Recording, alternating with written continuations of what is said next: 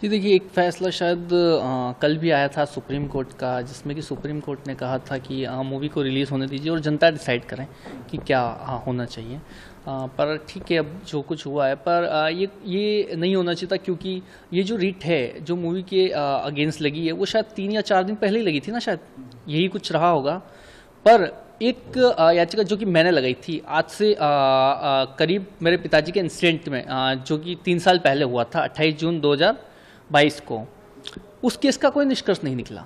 ठीक है, आज तक वो केस वैसा का वैसा है। ठीक है, उस केस में 150 गवाह थे, 150 प्लस गवाह थे, उसमें शायद 15 या 16 की पेशियां भी नहीं हुई।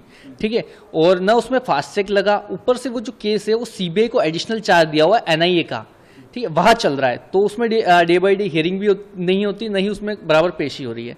ठीक है, और वही 3 साल से किसी केस में अपराधियों को सजा नहीं मिली, वीडियो सबूत वगैरह सब कुछ होने के बावजूद, और जब एक हकीकत एक मूवी के जरिए देश को दिखाना चाहता है कोई, ठीक है, कि उस समय क्या हुआ था 28 जून 2022 को, तो उसके लिए पूरा एक संगठन खड़ा हो जाता है, जमीयत उलमा हिंद, ये मौलाना मदनी जी आ जाते हैं कि नहीं, मूवी पर रोक लगनी चाहिए, मूवी पर रोक लगनी चाहिए। और सिर्फ 3 दिन के अंदर हमें पता चल रहा है कि मूवी पर रोक भी लग गई। मतलब कितना हमारा जो कानून है वो कितना तेज है ना, एकदम फास्ट। ठीक है, पर वही जब किसी केस में अपराधियों को सजा देनी होती है तो वो नहीं हो रही। बहुत मतलब गंभीरता से सोचने वाली बात है जो बिल्कुल अब हाई कोर्ट में जिस तरीके से लिया है कि इसको, और जो प्रोड्यूसर सर है उन्होंने बोला है कि इसको सुप्रीम कोर्ट में भी ले जाएंगे और देखते क्या होगा आगे।